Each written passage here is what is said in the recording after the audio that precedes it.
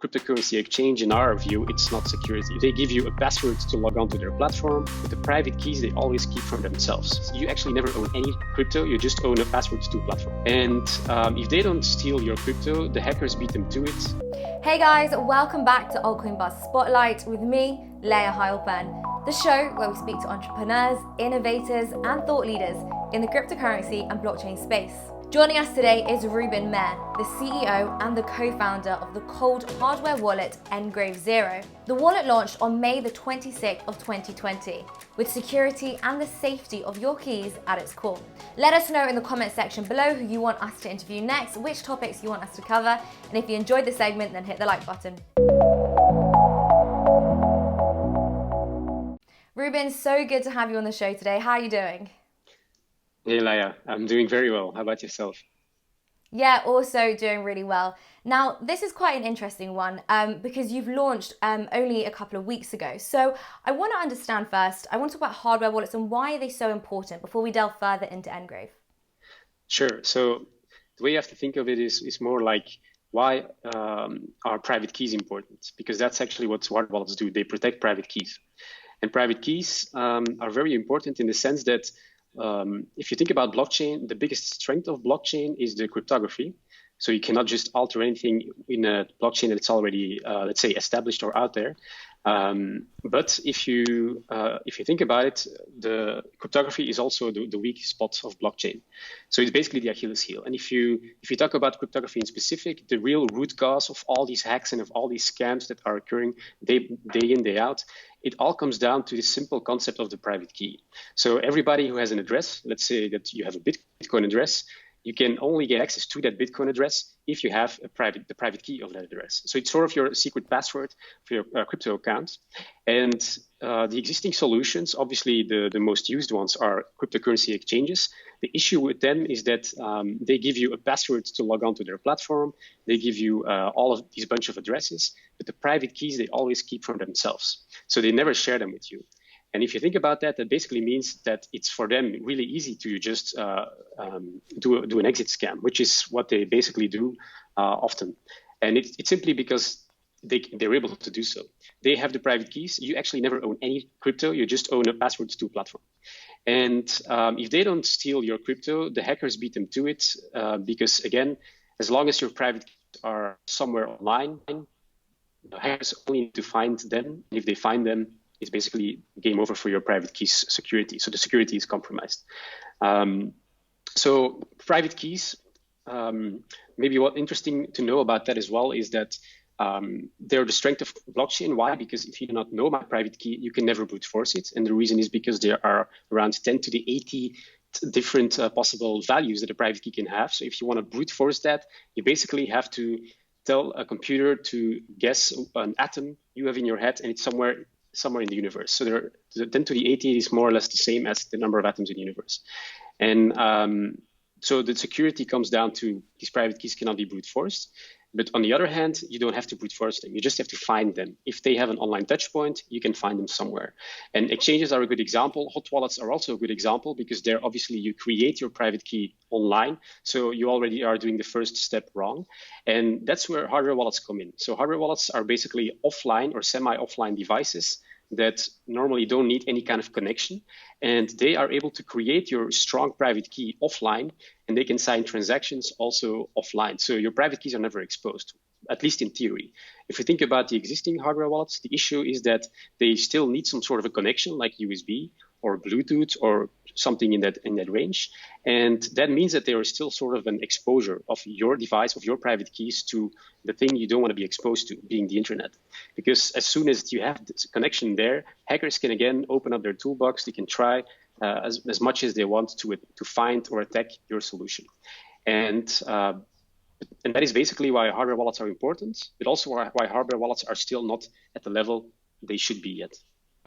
Yeah, and you mentioned hot wallets there, and of course nGrave is a cold wallet. So you sort of did touch on the differences there, but would you just go into a little bit more detail of those differences between cold and hot wallets? Yeah, so that's fairly simple. So any solution that is online, so like an app or a browser extension or a cryptocurrency exchange, that is called a hot wallet. And Most of the time, they only use it for, let's say, apps and browser extensions, less for exchanges.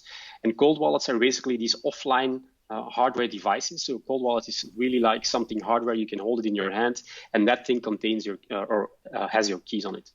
And we kind of built a new hardware wallet, which also thinks from the philosophy from if you open the box of Pandora for crypto, it's basically getting that online connection. Because as soon as you have that, hackers can attack you. So we decided to keep the box of Pandora closed, and by basically doing everything offline. So we removed, let's say, the USB factor, we removed any kind of other connection factor, and we are able to fully create and manage your private keys without ever having to expose them to a connected source. And that's why we call ourselves the coldest wallet. Okay, so I want to focus on you guys now specifically. So how many cryptos can you actually hold on nGrave? How many cryptocurrencies? Yes. Yeah, so obviously we support all the ERC20, so that's already more than 1,000. And apart from that, we also support around the 20 other coins. You can find them directly on the website. They're really there in your face so that you're sure not to miss it. So we're really multi-currency wallets. And also what kind of differentiates us from most of these incumbent solutions is that we have almost unlimited memory. So for us, it's really easy to add coins. You will never be out of memory, which is an issue with some of these existing wallets. And also, we kind of already have all the relevant cryptography inside of the device. So for a user, it just means that even if we wouldn't be supporting it right now, it might take us only a week to include a new coin. All derivation paths, we can do it quite quickly. We can also, we have to add, let's say, the visual tiles of the coin. And sometimes, depending on the complexity, like with Monero, it can take a bit longer. But for users, it's very straightforward for us to add new coins. And from the outset, we support really already like a range of 20 interesting networks like Dash, Neo, BNB, Ethereum Classic, DAI, ERD, even Polkadot, which is a whole new elliptic curve. We even already support those. Okay, so clearly, a lot of cryptocurrencies, you guys can obviously support. So, like you said, it is, the goal is that it's the coldest wallet, essentially. So security is at its core, but sort of talk to me about how you really do ensure this, because is anything truly 100% secure and safe? Yeah, so the way you have to think of it is attackers, or let's say hackers, have a couple of business models. The most straightforward one they have is they can attack you online. And if they can do that, they can basically multiply the same thing over and over again without really having a lot of additional marginal cost to do so. They can just automate the hack and do it with any other online solution. What we do is we completely remove this online attack factor by having built a device, and I don't know if you can see me on the screen, I hope you can. But so for example, our device, it's completely air gapped, meaning there is no need for USB or any kind of network connection. We can create your private keys on the device offline, and we never expose them afterwards. So the first thing you do when you, let's say, have created your accounts is you make a picture, basically a QR code, in which you only record the public addresses. So my 5 Bitcoin accounts, my Ethereum account, and so on. You put that in sort of a QR code, and you can scan that QR code with your mobile app. So by doing so, your mobile app only gets access to your public information, not to your private keys, and it can fetch in real time all the info from the blockchain. So you can, in effect, really have a real-time overview of all your cryptocurrencies. To receive transactions, you just show a QR code on your app, or you can do it on your offline zero device, or you can obviously paste it to the clipboard. And to sign a transaction, you initiate it from your app, where you basically just say, I want to have 5 Bitcoin sent from Leah to Ruben. It will convert that into a transaction signature request, basically a QR code. And you can scan that with the built-in camera on our device. So you scan a QR code, you will see the exact transaction details that you have scanned, because this is important. Obviously, your app is online, so it can, in theory, be hacked. But as long as your private keys are offline, your cryptocurrency itself cannot be hacked. And if you can see the transaction you're about to sign, and it's still the same transaction, again, 5 Bitcoin from Leah to me, then you can actually sign it. So we have fingerprint, we have PIN code, two-factor authentication, basically. And that's how you can sign a transaction offline. And then you basically show a new QR code back to your app with a simple signed transaction.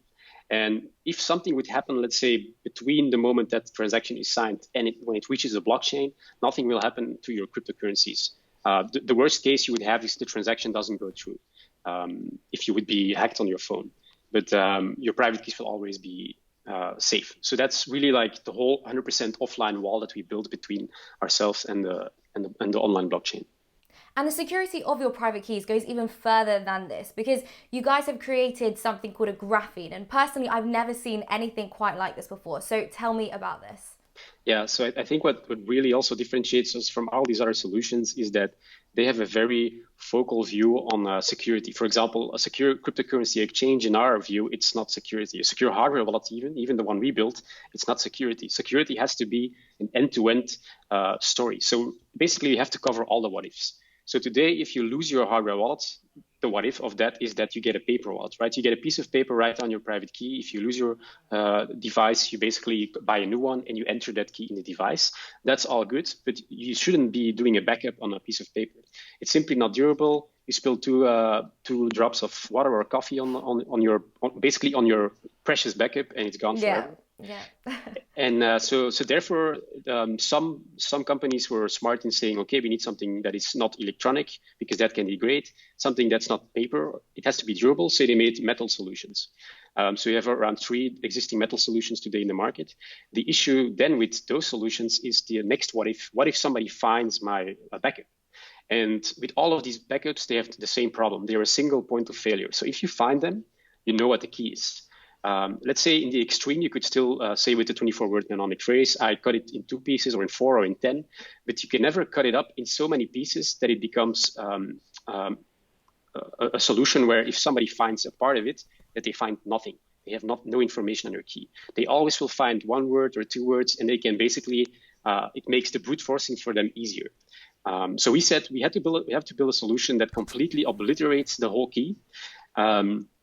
And so we decided to support mnemonic phrases and 24 words, but we also invented a whole new key called the nGrave Perfect key.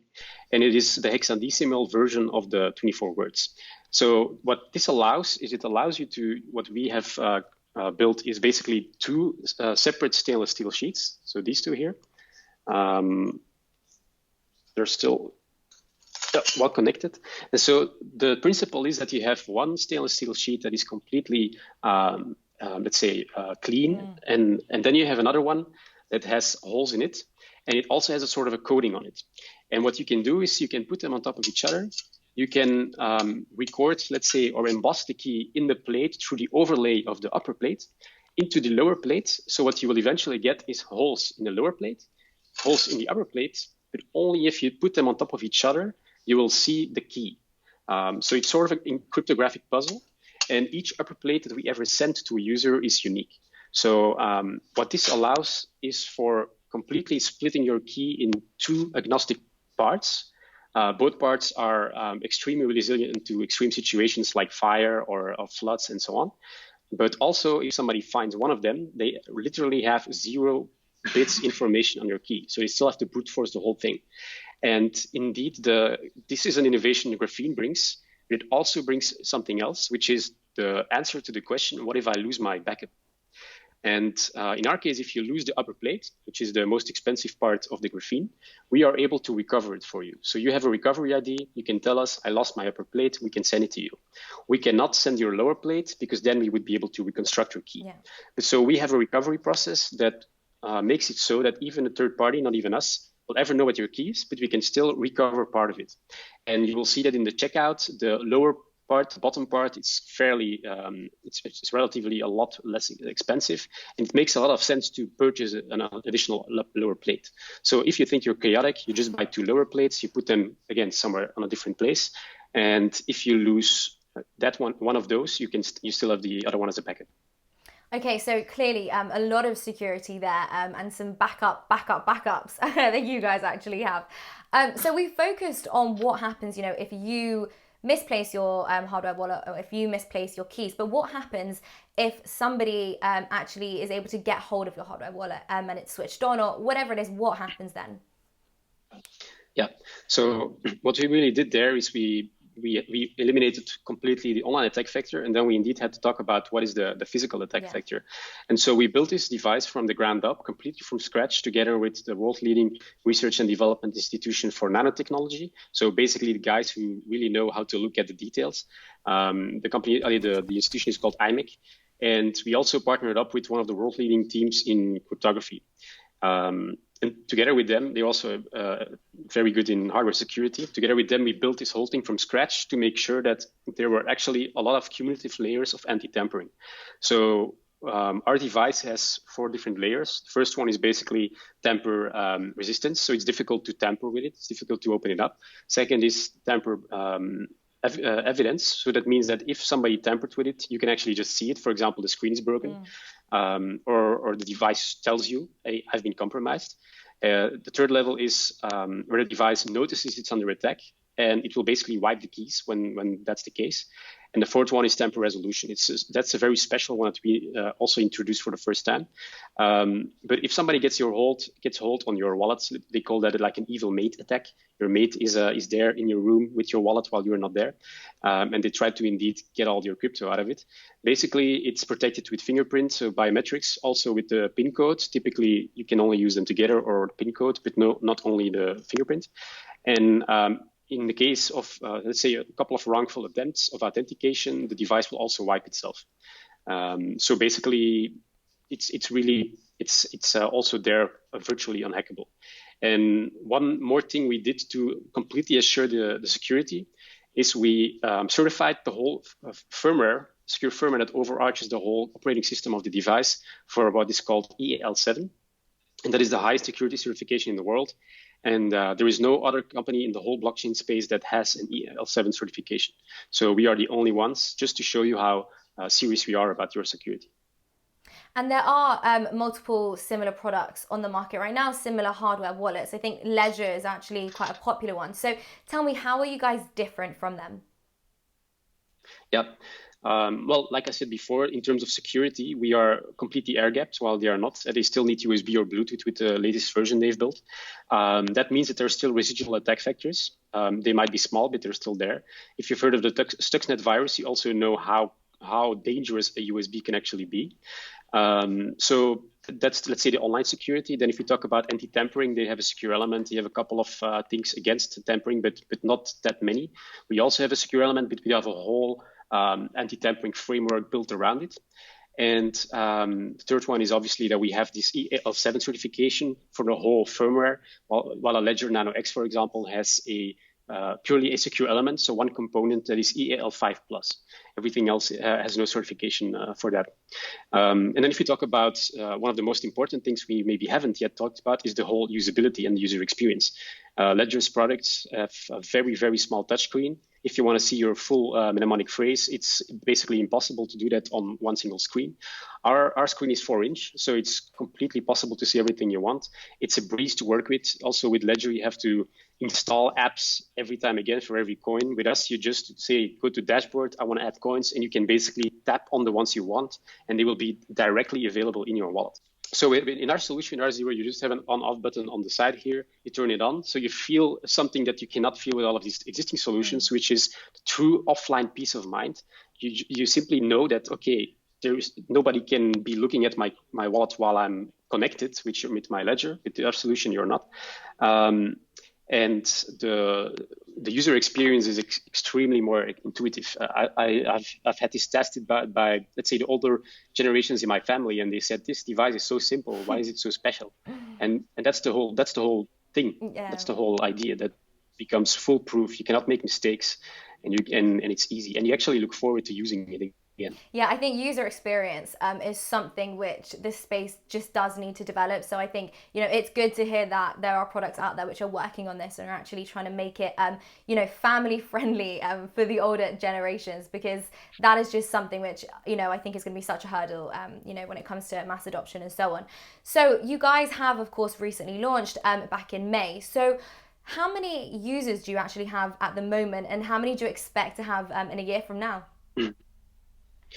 Yeah, so we actually just launched in pre-order on Indiegogo, which is one of the biggest crowdfunding platforms in the world, just like Kickstarter. But Indiegogo is more for hardware technology, while Kickstarter is more for hardware like backpacks and so on. We launched exactly 1 week ago, and we had a specific goal of 100 backers because obviously we're in a really difficult environment right now. All the offline events have been canceled. We have COVID. We have people who are getting fired and losing their jobs and so on. So our goal was 100. We at this moment we have 500 backers in 1 week. So the campaign is really on fire, especially because we are a non-established product yet, and we're also at a higher price point. And we also offer the full combo, which obviously is also part of the higher price point. And yeah, I hope that by the end of the campaign, we have maybe even a bit more. I think we have still 3 weeks to go. So definitely we can keep the campaign pumping. Also, you can still get the solution at a very steep discount, around 40%. And yeah, I would say in a year from now, I hope we are much more, let's say, an established brand, and eventually we want to be a top 3 player in the hardware wallet market. So that's our goal. And just finally, then, what does the road ahead look like in terms of expansion? I know you said your goal is to be, one of the top 3, but how else does it look? Yeah, so through the Indiegogo campaign, we will be able to actually ship worldwide for the first batch. The first batch, if you buy your wallet today, you will get it in October. And it doesn't really matter where you live, except for the restricted countries, obviously. But we can basically deliver anywhere in the world. So if you order today, that's basically the deal. And by October, we will also be able to, let's say, ship in a couple of days from the moment you order. And the idea is to also move a bit more into the B2B2C part. So basically help exchanges differentiate from their thousands of peers, same for hot wallets, that they can easily integrate with our QR codes, communication path, let's call it a protocol. It's very easy, it's intuitive, everybody knows how to use QR codes. But exchanges themselves obviously don't have or are not building their own hardware wallets. So, as we are only one of the few handful hardware wallet players in the market, and actually one of the better solutions, we think it's a really good idea to help them in giving their customers the means to put their crypto offline and put it online basically in an instant. So it's suddenly you can go from the coldest place on earth where you can put your crypto, and when you need it again, you just put it online with a simple QR code scan. And that will be very good for them to differentiate and be more secure than their peers, and for us, obviously, as a growth strategy. Ruben, thank you so much. Absolute pleasure having you on, telling us all about nGrave. Thank you. Thank you.